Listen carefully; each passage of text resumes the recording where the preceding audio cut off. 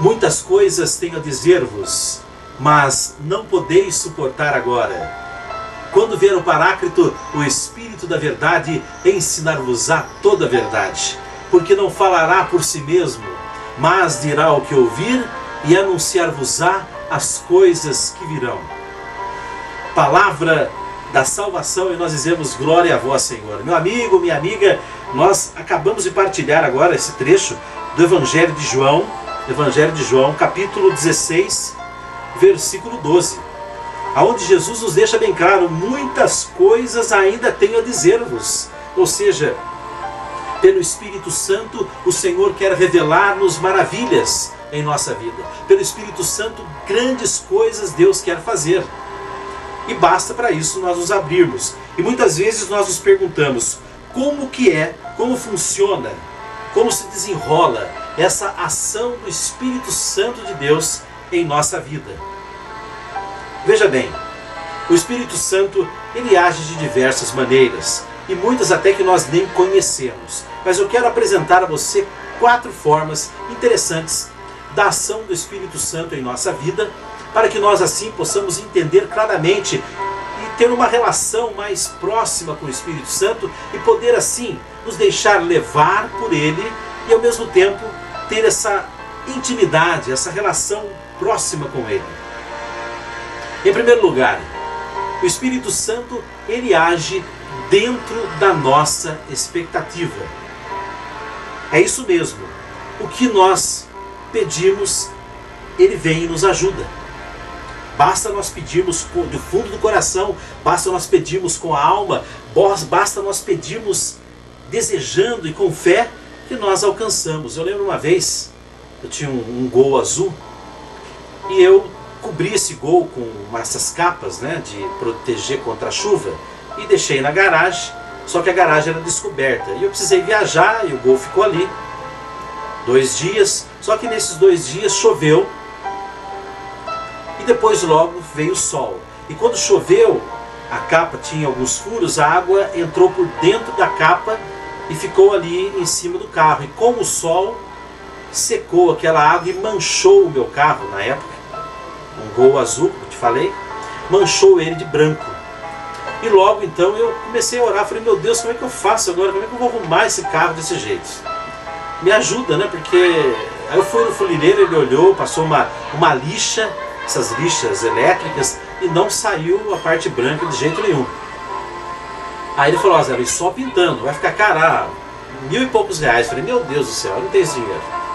Novamente falei com o Espírito Santo, falei com Jesus: Senhor, como é que eu faço, né, para resolver esse problema desse carro tudo branco, né? E não é que uma luz veio até a minha mente, colocou assim uma palavra dizendo assim: molhe no álcool a flanela e coloque em cima da mancha debaixo do sol. E foi o que eu fiz. Eu molhei a flanela no álcool, coloquei em cima da mancha e deixava 1 minuto aproximadamente ali, e depois tirava. E o que foi acontecendo? Aquela mancha foi desaparecendo. E eu tirei toda a mancha branca que tinha ficado no meu carro com aquela flanela, o álcool, debaixo do sol. Aí você pergunta: quem te ensinou isso? Foi o Espírito Santo. Foi ele que me ensinou. Veja bem, irmãos, então o Espírito Santo, ele age em nós dentro da nossa expectativa.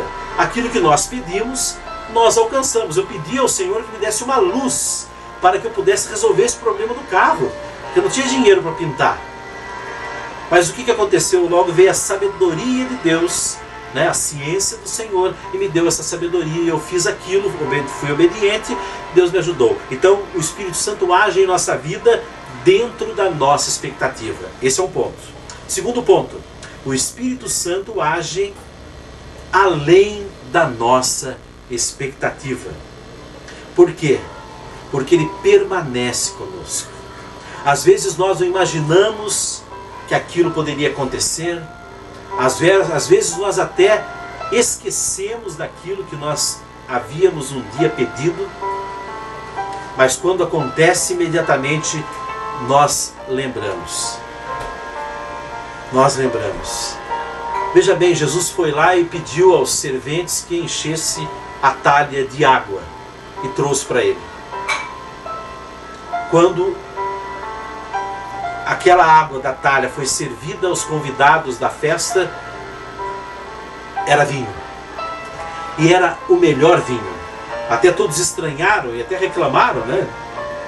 No bom sentido, falando, é costume nas festas o vinho ruim ser oferecido no final da festa, que todo mundo já está mais um pouco alto, ninguém vai ficar olhando a qualidade do vinho. E vocês aqui fizeram o contrário. Então veja bem, foi além da expectativa daquele noivo, aquele vinho tão puro, tão saboroso, porque Jesus estava presente, o Espírito Santo estava presente. E nós temos muitos e muitos outros momentos claros na Bíblia, e se olharmos em nossa vida, que nós chegamos à seguinte conclusão: o Espírito Santo me surpreendeu. Foi além da minha expectativa. Foi além da minha expectativa. Então essa é uma outra maneira de Deus agir. Através do Espírito Santo, Ele age além da nossa expectativa. Mas também, meu amigo, Ele age sem a nossa expectativa. Nós não esperamos nada.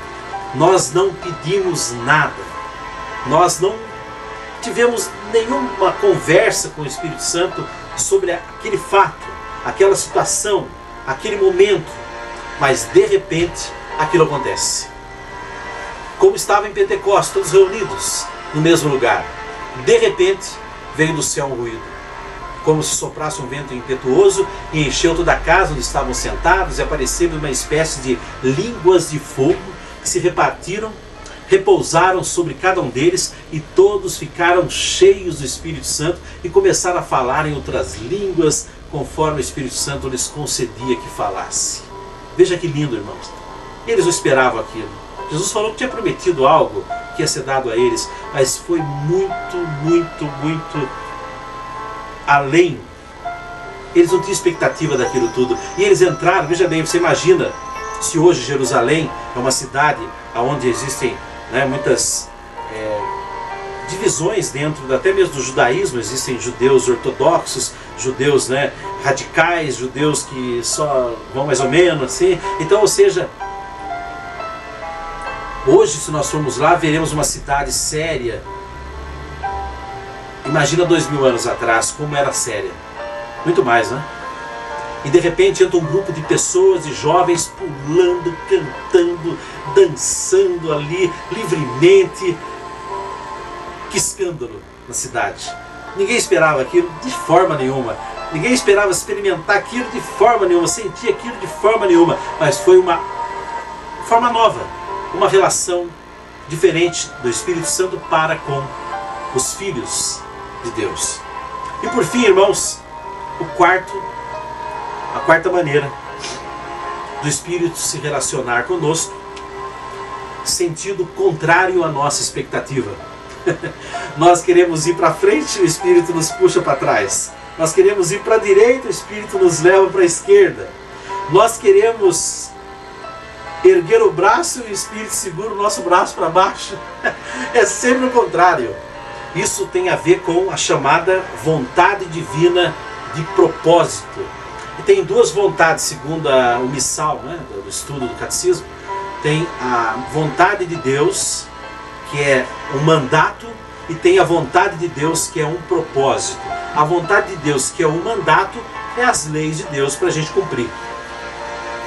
E a vontade de Deus, que é um propósito, é o seu plano, a sua missão para a nossa vida. E aqui eu quero dizer a você, nós não estamos aqui assim por o acaso. Nós não somos frutos simplesmente de um acaso, não. Veja bem, eram milhões de espermatozoides que caminhavam em direção ao óvulo. E somente um espermatozoide entrou. É claro, para esse espermatozoide chegar até o óvulo, houve todo um caminho. E até muitos espermatozoides fizeram toda uma parede, todo um preparativo desse caminho para que aquele escolhido chegasse até